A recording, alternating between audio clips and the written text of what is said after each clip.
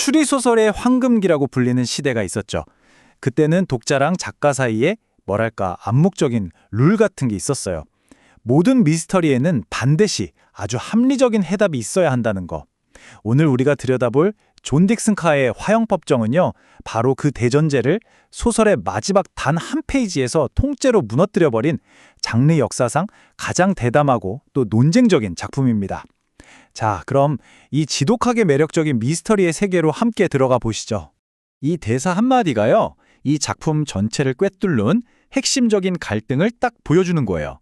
바로 도저히 설명할 수 없는 초자연적인 현상과 그걸 어떻게든 이성적으로 설명하려는 인간의 처절한 싸움이죠. 이 소설은 우리에게 이렇게 묻는 것 같아요. 만약 당신 눈앞에서 정말 불가능한 일이 벌어진다면 당신은 과연 무엇을 믿을 것인가? 하고 말이죠. 자, 이야기의 배경은 1929년 필라델피아 근교입니다. 아주 평범하고 또 평화로워 보이는 그런 교회 마을이죠. 그런데 바로 그 완벽해 보이는 평온함, 그 가장 깊은 곳에서부터 모든 걸 무너뜨릴 균열이 서서히 번지기 시작합니다. 우리 주인공 에드워드 스티븐스는 출판사 편집자예요. 그는 평소처럼 퇴근길 기차 안에서 실화 범죄를 다룬 원고를 읽고 있었죠. 정말 지극히 평범한 일상이었습니다. 하지만 바로 그 원고의 한 페이지가 그의 세계를 송두리째 뒤흔들게 될 줄은 꿈에도 몰랐겠죠. 이 원고가 다루는 인물이 누구냐면 바로 마리 도브레라는 여자입니다. 1861년에 수많은 사람들을 차가운 도구로 살해한 죄로 단두대에서 처형당한 프랑스 역사상 가장 악명 높은 독살범 중 한 명이죠. 자, 바로 이 슬라이드가 에드워드가 느꼈을 그 충격을 그대로 보여주는 겁니다. 원고에 실린 1861년 독살범의 사진. 그런데 그 얼굴이 지금 집에서 자기를 기다리고 있을 아내 마리와 정말 소름 끼칠 정도로 똑같던 거예요. 심지어 이름까지 같았죠. 아니, 어떻게 70년 전에 죽은 사람이 지금 내 아내랑 똑같이 생겼을 수가 있죠? 이건 이성적으로는 절대 불가능한 일입니다.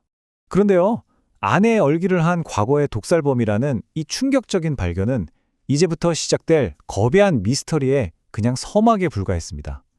이제 에드워드의 눈앞에서 이성의 법칙이 통째로 뒤틀리는 듯한 두 건의 불가능 범죄가 연달아 펼쳐지게 됩니다. 첫 번째 사건은 이웃인 마일즈 데스퍼드의 죽음이에요. 근데 이게 단순한 죽음이 아니죠. 유일한 목격자가 겁에 질려서 증언하는데 기이한 옛날 옷차림의 여인이 그에게 컵을 건넸고 그 직후에 200년 동안 벽돌로 완벽하게 막혀있던 문을 그대로 통과해서 유령처럼 사라졌다는 겁니다. 독살이 틀림없다고 막신한 에드워드와 이웃들은 시신을 부검하기 위해서 데스퍼드 가문의 지하 납골당을 열기로 결심합니다. 하지만 이 결정은 그들을 더 깊고 더 어두운 미궁 속으로 밀어넣는 계기가 되고 말죠. 보시면 아시겠지만 이 납골당은 그냥 무덤이 아니에요. 완벽한 밀실이죠. 관을 넣고 무거운 석판으로 입구를 막고 그 위로 자갈과 흙을 덮은 다음에 마지막으로 단단한 시멘트로 완전히 밀봉해버렸거든요. 그 어떤 인간의 힘으로도 심지어 공기 한 줌조차 드나들 수 없는 말 그대로 완벽한 봉인이었습니다. 그런데 말이죠. 모두가 지켜보는 가운데 그 단단한 시멘트를 깨고 석판을 들어 올렸을 때 관이 텅 비어 있었습니다.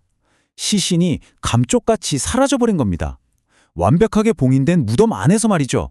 유령, 흑마술, 불멸의 존재, 사건은 점점 더 초자연적인 영역으로 빠져드는 것만 같아요.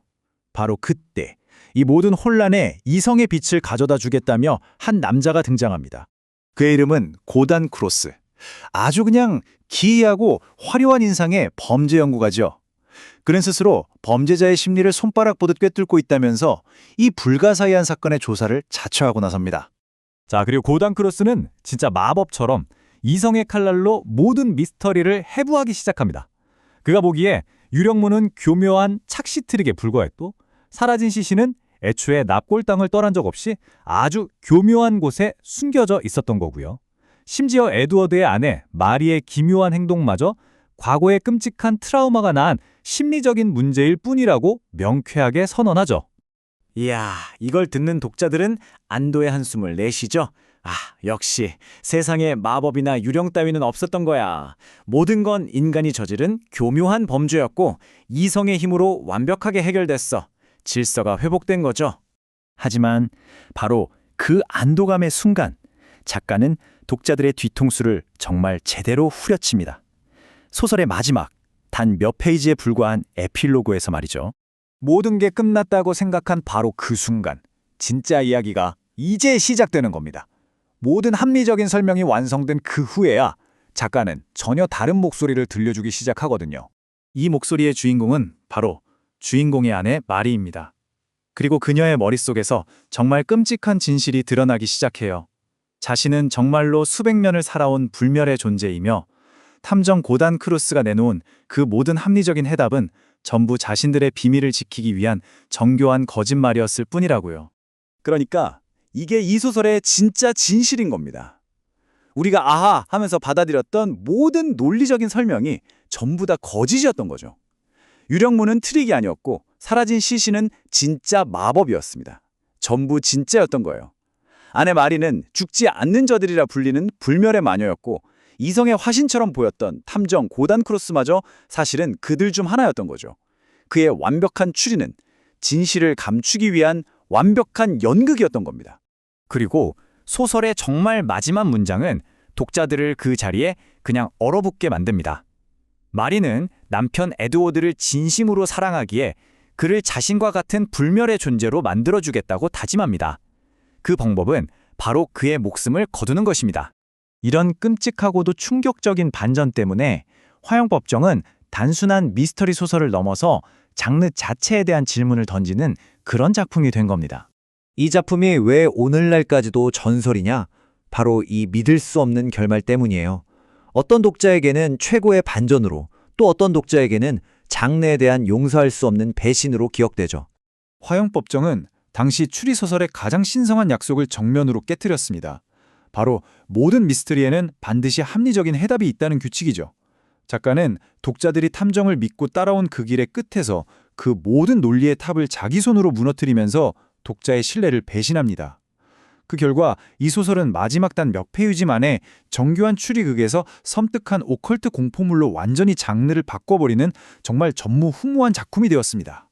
결국 이 소설은 우리에게 아주 근본적인 질문 하나를 던지는 셈입니다. 여러분이라면 어떨 것 같으세요? 눈앞에 제시된 완벽하고 합리적인 설명, 그리고 그 뒤에 숨겨진 도저히 받아들이기 힘든 소름 끼치는 진실, 둘 중 하나를 믿어야 한다면 과연 어느 쪽을 택하시겠습니까? 이 질문에 대한 답은 아마 이 작품을 읽은 독자들의 마음속에 영원히 남게 될 겁니다.